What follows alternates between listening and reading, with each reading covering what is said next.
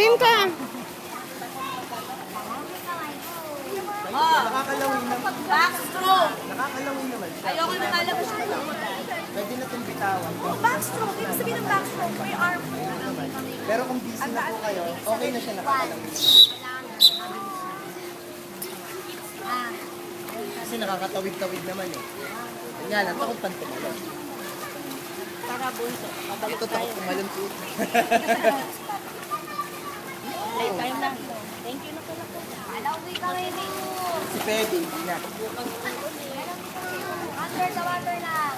Under the water na.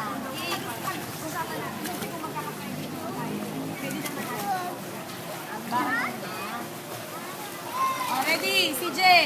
Pa.